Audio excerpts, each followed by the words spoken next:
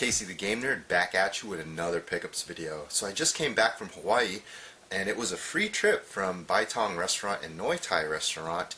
I won a costume contest back in October during Halloween, and then they finally gave me my tickets for my wife and I for all expense paid trip to Hawaii, and they also paid for our food and our hotel, airfare, everything. So it was a pretty good experience. That's why it was kind of an all of a sudden type of trip, a short notice trip in December. But I did find some cool stuff there in Hawaii, even though I did not plan to game hunt.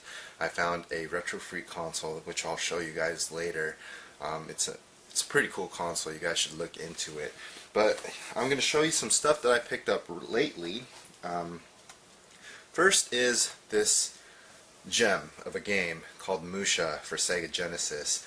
I know the price of this has been skyrocketing lately, upwards to $150 or so, but I got this for half the price, and I really want to thank Drew for hooking me up, because he didn't give me the game directly, but he showed me where I could get it for that price, and there was only one left, so I did get it from that website. So thank you, Drew. I really appreciate that.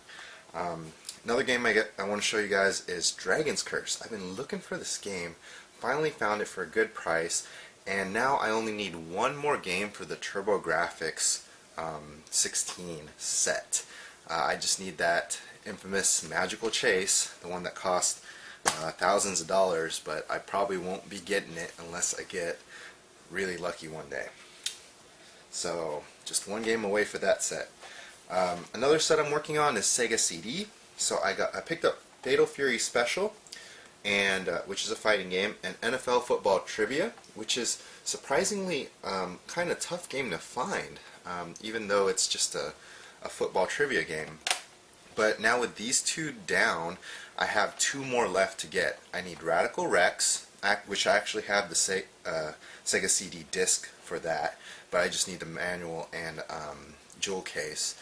And I also need KO Flying Squadron, which is like a $500 to $600 game now, so I really can't afford to pay full price for that, but I'm willing to trade, or if I can find it cheaper, then I might buy it. A couple other games I got recently. D for PlayStation, this is the long box version, and Rayman long box version. I did not know the long box version of Rayman was rare or way more expensive than the traditional Rayman that you guys see. I paid $10 for this, which is probably close to the price of the regular Rayman, so maybe they slipped up when listing this. But the long box version, the only one available online right now to buy, is $100, but I've seen them sell for like $30 to $50 completed listings. So the long box definitely is more expensive, but I would not pay over, $30 for it. So luckily I got it for 10. Another cool thing I found in a Facebook group was this SpongeBob. This is Game Boy Advance SP SpongeBob edition, and this is AGS 101, so this is the brighter screen model. So what I did was I sold mine to pay for this, and the only difference in price was about $8, which probably covers the shipping. So basically I got the box and the instructions and all that for $8 when it's all said and done. Now this other thing I want to show you, this is for the Dreamcast, both these games. So Pierre Solar, I did not pre-order this, I goofed up, but luckily there's a guy on Facebook that bought 6 of them, and he sold it to people for the price he paid. So he was really nice about it. Luckily, I was able to grab his last one. There was a guy in front of me, he didn't pay, then it went to me, so I got it for the regular price, not the eBay price gouging price. He also had Strumwind, which is an awesome shoot 'em up. I really recommend this game. There's like 16 levels. The boss fights are awesome in this game. The graphics are like really intricate. So you can use the normal pad, but the arcade stick's pretty cool with this. This is a region-free game, and I think you could still buy it on Play Asia, but I got it from the same seller. So this is a really good shoot 'em up game if you guys aren't aware of it. So now I'm going to show you all the other things I picked up recently. So hope you guys enjoy the video. Give me a thumbs up if you like it, and please subscribe if you haven't. Thanks. Alright, these are some Super Nintendo games that I got from my buddy Reggie. Some of them are upgrades because I didn't have the box to some of them, and I did want to make them complete if I could. And then a lot of these are games that I didn't have in my collection, so now I'm sitting at less than 120 games until I have the complete Super Nintendo set. That's still a long ways to go because there's a lot of games for Super Nintendo that are really pricey, but I'm really happy that Reggie gave me the homie hookup deals on these Super Nintendo games, because that's what we do. When we're selling stuff to our little group of friends, we definitely give each other really good deals. Definitely way less than retail. But what goes around comes around, because when Reggie wants something from my collection, I definitely hook him up with a good price. Another thing he added was Gargoyle's Quest. This is complete in box. I only had a loose copy, so that's a cool upgrade. Let's start up here. We got Tournament Fighters, Teenage Mutant Ninja Turtles Tournament Fighters. That's an upgrade for me because I only had the loose cart, so that's cool. Got Outlander, Cutthroat Island, Cybernator. This is a game I have not played yet, but looking at the back, it looks like a pretty awesome game.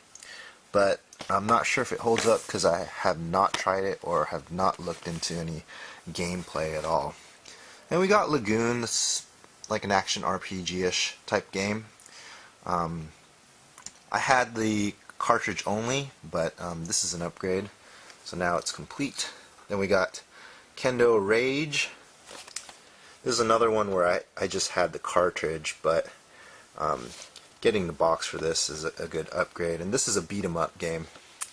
Then we got Power Instinct. That is a fighting game by Atlas. We got Incantation, which isn't a fantastic game. It's made by the same makers of the infamous Superman 64, one of the worst games ever. So Titus made this game. It's, I don't know, it's not worth the price it's sitting at right now, but I'm not sure what drove the price up to its current levels, but maybe it's just a short print type of game or a late release game. Not really sure. Then we got a complete in-box Top Gear, Demon's Crest, which has a really good label on it. And we got Legend here. Definitely needed that to added to my collection. Now for PS1 games, I got these PS1 games off of OfferUp, and with these I have 270 games left for the whole set of 1,300 games. So we got Toomba, Monster Rancher 1, Kagero Deception 2, and Digimon World 1. And I had this game a long time ago, but I actually traded it to a friend who needed it more than I did. So now I got it back in my collection, and I'm definitely keeping it this time because I am going for the full PS1 set. Here are some reproduction carts that I got through Facebook, and I paid $20 each shipped.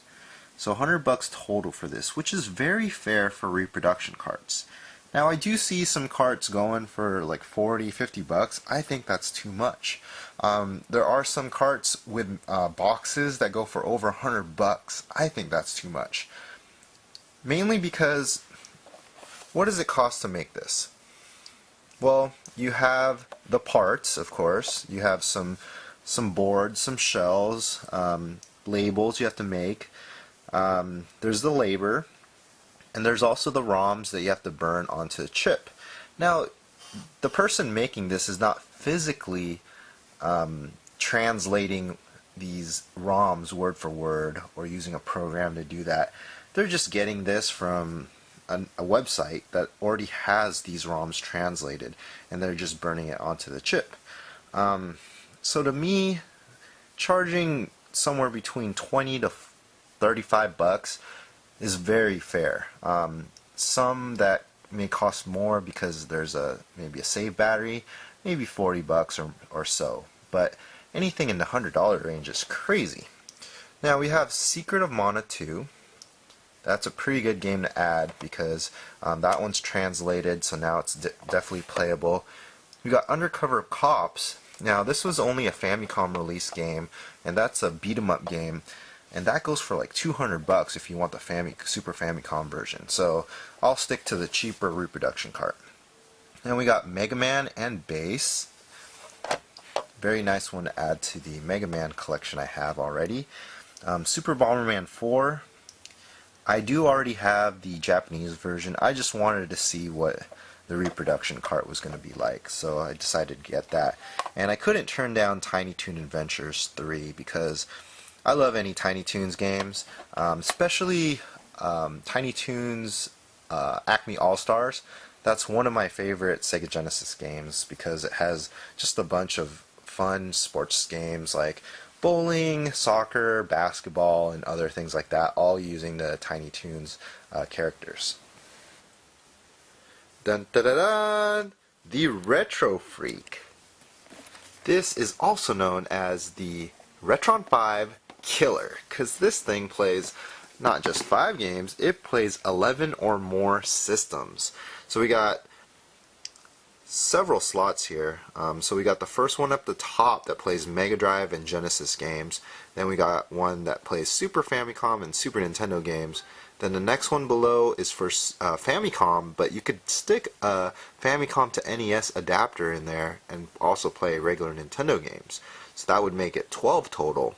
Then we also got Game Boy, Game Boy Color, Game Boy Advance. Then we got PC Engine, SGX, and TurboGrafx 16 carts. So that's pretty awesome. So that's 12 total right there.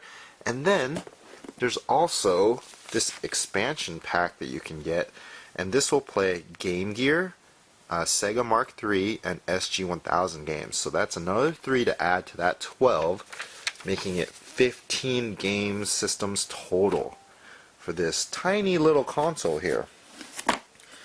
What's cool about this is, so there's these USB plugs in the front, and apparently it's compatible with other USB controllers, so you could try like a Sega Saturn USB controller, stick it in there, and you can remap the controls as you wish. And also it's compatible with some of the Sony PlayStation controllers that you could just plug in here via USB. Now what I have sticking out here right now is my TurboGrafx EverDrive. So yeah, it kind of sticks out a little bit, but it's still cool because it's such a small, low profile console. I got the premium edition, so it did come with this a USB adapter that will allow me to plug in TurboGrafx controller, Sega Genesis, NES, Super Nintendo controllers. It did come with its own controller here, but I doubt I'll use this much. Maybe as a player 2, but overall it looks pretty nice. There was limited edition versions like the Famicom colored version, but I didn't get that because I got this in Hawaii while I was on vacation. I found a listing on Craigslist for the Retro Freak, and I was like super amazed because this thing has been sold out for months. The only way to get it is to pre-order for the second batch, so it's back ordered actually. And when you buy it from PlayAsia, it's 250 bucks plus shipping. Well, this thing was a lot less than that. 200 bucks with some games that he included. So I'll show you the games that he included here. And this was brand new. He never even opened it. So we have a PC Engine game here. He told me that he traveled to Japan and he was doing some computer work for one of the store owners who was selling this, and he was one of the few that got it early. So he had this for a while and just haven't even opened it or played it. But he threw in some of these games, which is pretty cool. So it's definitely a good deal, especially because right now it's hard to get, and a lot of people are just on a waiting list. So glad I found that while I was checking out Craigslist while on vacation. And this is Bomberman 93. So I'm definitely going to try this out. Maybe I'll do a review, I'm not sure yet. Alright, these are some titles that I picked up at GameStop, with the exception of these two games, R-Type Final for PlayStation 2 and Gungrave Overdose. I picked those up for $5, but the rest of these were all from GameStop. And you'll notice a bunch of Wii titles. That's because I went to GameStop when they had the buy two get one free sale for Wii titles. And I also had this up my arsenal. We have $25 reward certificate off of pre-owned games. Now, I bought a ton of these. I bought a bunch of $5, $10, $15, and $25 ones, and they can be acquired using your power-up rewards points. Now, they do this like once or twice a year, where they have a 50% off discount on these type of certificates. So instead of it costing you, I don't know, 20,000 points or 25,000 points for a $25 certificate, it's going to cost you half that. Actually, it cost me 10,000 points for the $25 reward certificate, so more than 50% off. So it's a really good deal, especially if you have a bunch of rewards points just sitting there doing nothing. So, but at least wait until they have a special discount. Now, these were all buy two get one free: Solitaire, Mahjong, Pool Party. I mean, these games are $2, $3 games. Penny Racer Party. We got Furu Furu Park, that was 99 cents. Santa Claus is Coming to Town. Pandora's Tower, that's a good Wii title. Ultimate Shooting Collection. Anytime I see this, I pick it up because this is an awesome shmup game, and I think this one's going to be rare one day. Probably not within the next 5 years, but later than that. We got Oops Prank Party, which I don't see too often. We got Spray, Fishing Master, Hysteria Hospital, Klonoa. Then we got some PS3 titles here. These weren't part of the buy two get one, but still I used those certificates, so these were virtually free. We got Arcana Heart 3, that's a fighting game. And we got X-Blaze, Midway Arcade Origins, Jurassic Park the Game, which is an uncommon 360 game, Tales of Xillia 2, the Disgaea Triple Play Collection, so it has 3 games in one. Then we got some Primo titles here, Xenoblade Chronicles and Fire Emblem Radiant Dawn. Some of the pricier Wii titles, but again, I use those certificates, so virtually free. So my suggestion is, take a look at your power-up rewards. Make sure you buy these certificates when they are on sale. And some pawn shop pickups. So start over here with Fortune Street that I got for $1.99, and there are Mario characters and Dragon Quest characters in this Monopoly type game that deals with stocks. It's pretty fun. We got Mad World, and this is $2 also by Sega, and it's in black and white and reminds me of Sin City when this game first came out. We also got Sonic and the Secret Rings for $2, and then we got 2 copies of Mario Kart for $5.99 each, which is an excellent deal. Super Smash Bros. Brawl for $9.99. Zelda Skyward Sword also for $9.99, and a sealed copy of Punch-Out for $9.99. This is factory sealed from Fred Meyer's. So somebody bought it from Fred Meyer's, a store that's in the Northwest, and they took it to the pawn shop, and pawn shop sold it for half that price. So that's good. Now these were on clearance. Well, most of them had clearance tags, probably because these were loose. But we got Paper Mario for $2, Scribblenauts Unlimited. We got Lego City Undercover, $2, Mario Kart 7, $2. Luigi's Mansion, $2. Kid Icarus, Uprising, and Super Monkey Ball 3D, $2 each. Those are pretty good deals for 3DS games. And I could probably find some cases for those to make them complete.